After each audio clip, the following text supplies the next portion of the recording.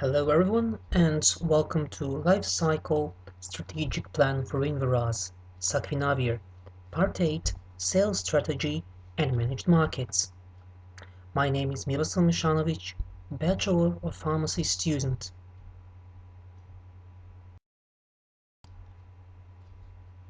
Let's begin with the sales strategy. At the time of drug's launch in mid-1990s, the focus in sales was the very fact that Invirase belongs to a totally new class of antiretroviral drugs. By explaining this together with other characteristics of the drug, such as dosage interval and side effects, it was not hard to persuade healthcare professionals and decision makers in introducing Invirase into their treatment plans. Invirase information could be advertised in magazines available to healthcare professionals due to legal limitations. Also, the target groups would receive branded stationery items such as pencils, notepads, calendars, and so on. At this point, I would like to remind us all that Invirase was first introduced in the USA. Family practitioners or general practitioners are usually not trained in providing very specific treatment that persons living with HIV require in order to keep their disease under control. Nevertheless, they are able to treat everyday health issues.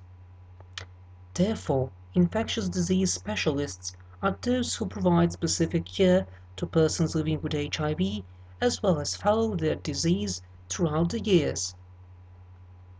In some countries, general practitioners might be formally given the task of actually prescribing the drugs, but only after consulting with an infectious disease specialist.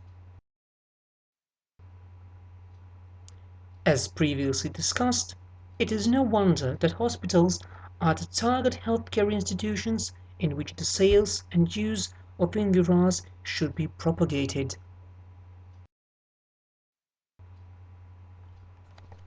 In the first years, the advertising campaigns emphasized that Invirase is the first HIV protease inhibitor in order to attract healthcare professionals as well as persons living with HIV. Some of the messages were an advance in HIV treatment or newest weapon in the antiviral arsenal. Here you may see one of such ads. HIV infection makes a huge psychological impact on every person, so drug manufacturers always have to address persons living with HIV in a motivating manner. Life goes on, I need to stay healthy because of those who care about me, and so on. Such messages are used even in advertising the very latest Invirase 500 mg tablet. Persons living with HIV need to identify themselves with persons and messages given. We need to discuss several aspects of market differences. The most evident one is legal limitation of advertising prescription drugs outside the USA. Another aspect is HIV prevalence. Simply, in some countries, Sub-Saharan Africa or Commonwealth of Independent States, HIV is a very notable problem, while in some other countries it is not. Social and healthcare plans differ from one country to another. Somewhere people need to pay for treatment, which does provide an additional obstacle. Let us take a quick look at two different markets, a typical European country and a typical Sub-Saharan country. The Republic of Serbia has a low HIV prevalence, less than 2,000 persons living with HIV, 5 hospitals treating persons living with HIV, and therapy is available for free. Also, there is no widespread AIDS denialism. On the other hand, Republic of South Africa is a sub-Saharan country. It has an extremely high HIV prevalence, almost 6 million persons living with HIV, large number of hospitals treating persons living with HIV, and therapy is available for free. However, there is widespread AIDS denialism. Unique tools used by the company to differentiate drug's very own characteristics differentiated it from the other drugs because it was a unique drug at the time of its launch. And also, this very drug also helped the introduction of highly active antiretroviral therapy in 1996, which is even today a golden standard for treating persons living with HIV.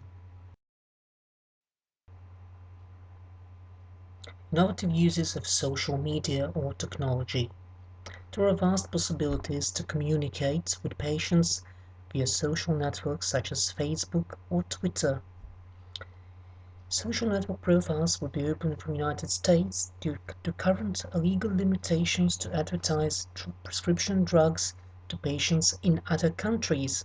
So, for instance, if the manufacturer opens a Facebook account in the United States, patient can find that profile, may get in touch with the manufacturer, may watch some promotional videos, or post its own experience with that drug, or even